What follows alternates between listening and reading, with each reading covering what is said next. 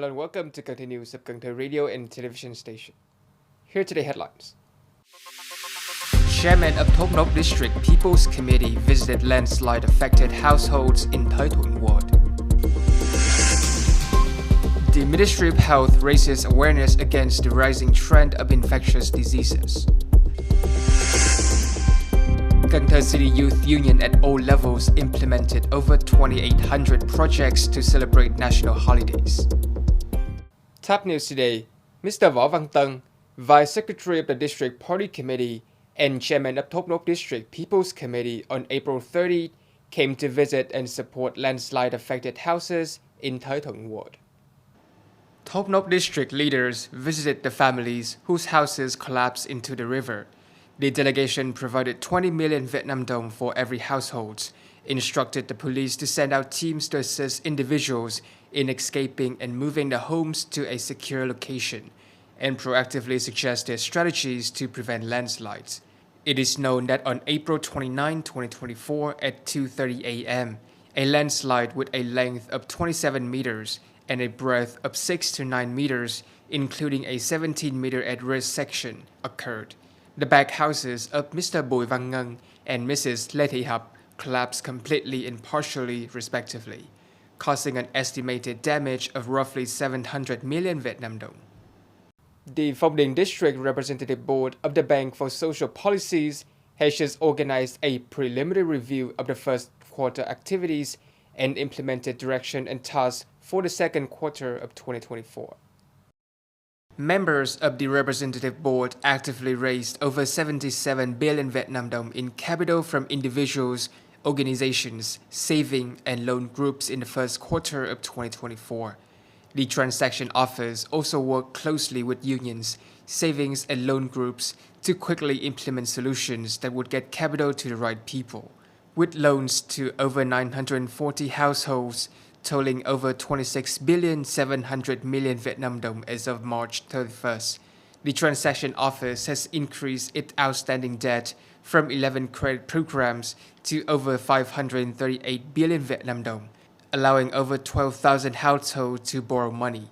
This represents a 71% increase over the same period last year. Specifically, the outstanding debt owed through 4 unions accounted for almost all of the exceptional debt.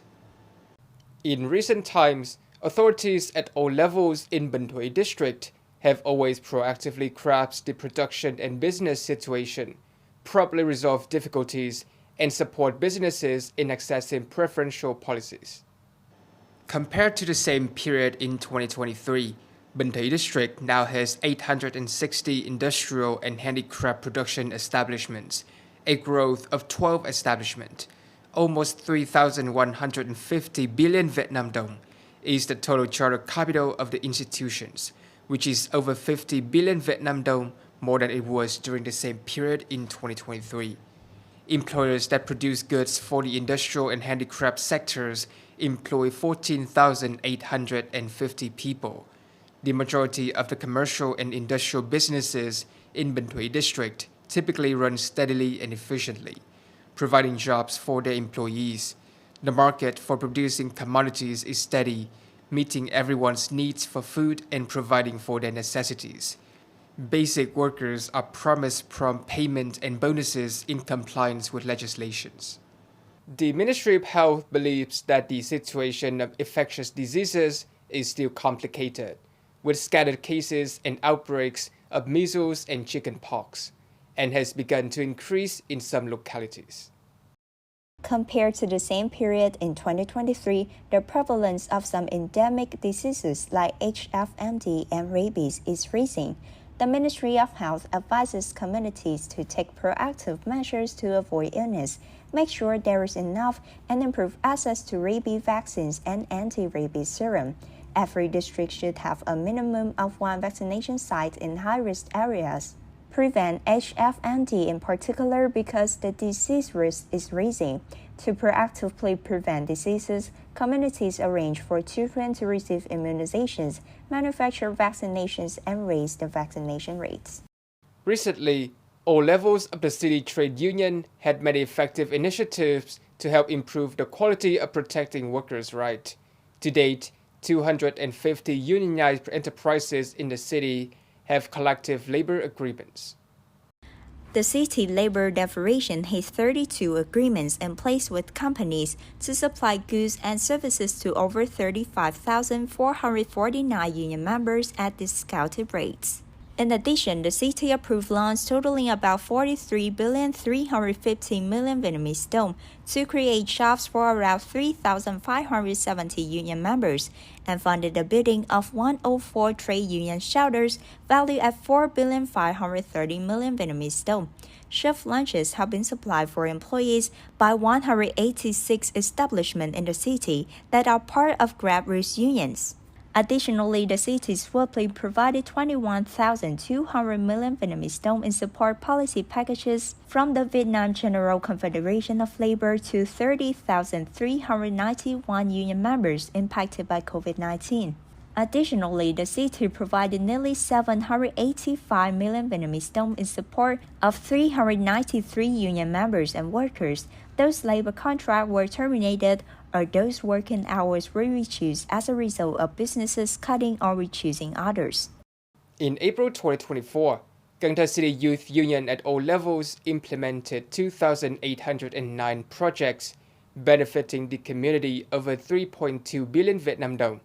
These are also the achievement to celebrate the 49th anniversary of the liberation of the South and National Reunification Day and the 70th anniversary of the Dien Bien Phu victory. Notably, 2 Lights of the Countryside routes were established, and 62 houses of appreciation and compassion were constructed for family members, union members, and young people experiencing housing issues. About 21,800 youth and students participated in 44 career counseling and vocational counseling activities that were organized, and 6,575 youth were exposed to job positions. Especially in honor of the nation's significant festivals, each of the 22 youth union units hosts at least one traditional historical teaching event. Numerous activities were planned, such as reading festivals, visiting and gift-giving to policy families, exchanging historical testimonies, and going back to sources. As a result, since the start of the 2024 till the present, 6,149 youth projects have been completed by the city's young, with an emphasis on social security initiatives and the development of new urban and rural civilizations. Since the beginning of the year, Cần Thơ City Employment Service Center has provided employment consulting, employment policies, and vocational training to nearly 15,800 people, and introduced domestic and foreign jobs to nearly 1,580 people. It was done through a variety of channels, including directly through employer meeting days at the center, indirectly by email, phone switchboard, Cần Thơ Human Resources Management Group, social network Zalo or Facebook of the center, Cần Thơ Job Information Portal, and QR code of the center. Phases 3 and 4 of the 2024 Job Consultation Centers for Workers and Youth in Thời District, Job Consultation Centers for Workers and Youth in Thốt Nốt District in 2024, online job transaction sessions in Southeast Asia's Mekong Delta and adjacent regions and cities. To mark the 49th anniversary of the South Liberation and National Reunification Day, April 30, 1975, April 30, 2024, the Department of Culture, Sports and Tourism of Cần Thơ City, coordinated with the Vietnam Federation of Bicycles and Sport Motorcycle, organized the National Motorcycle Racing Tournament, Caltex Haveline Cup Prix Cup, Round 2 in Cần Thơ City. 59 racers from 34 clubs representing towns and provinces around the nation, Kiên Giang, Bình Dương, Trà Vinh, Bạc Liêu, An Giang, Vĩnh Long, Ho Chi Minh City, and Cần Thơ City compete in this race. Following the opening ceremony, the athletes completed in the group qualifying pace, which was designed to choose the best athlete to move on to the final round and determine the ultimate ranking. Athletes complete strictly according to the tournament rules given their own during competition, making amazing technological advances quickly and generating excitement for the Cần Thơ Stadium ground.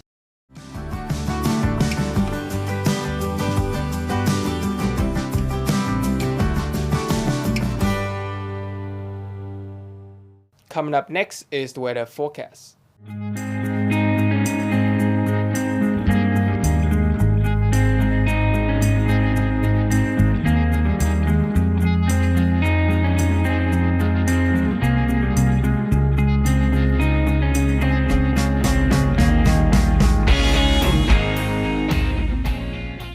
Thank you so much for watching, and I'll see you next time.